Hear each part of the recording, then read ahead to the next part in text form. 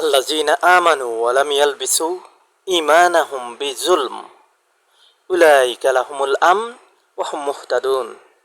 যারা ঈমান এনেছে এবং নিজ ঈমানকে জুলুমের সাথে সংমিশ্রণ করেনি, শিরকের সাথে সংমিশ্রণ করেনি, তাদের জন্যই নিরাপত্তা এবং তারাই হিদায়াত প্রাপ্ত।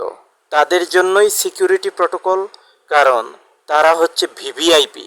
সূরা আনাম ৬ নম্বর সূরা ৮২ নম্বর আয়াত। এই আয়াতের সুবিধা পেতে গেলে, আল্লাহ সুবহানাহু ওয়া তাআলার নিরাপত্তা পেতে গেলে আপনাকে মানুষের তৈরি আয়াত বর্জন করতে হবে।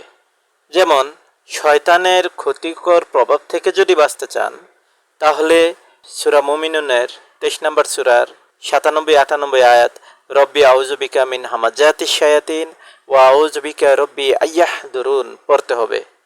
বর্জন করতে হবে কোনটা? আউযু বিল্লাহি মিনাশ শাইতানির রাজিম, এই মানুষের বানানো আয়াত বর্জন করতে হবে। তাহলে আপনি নিরাপত্তা পাবেন।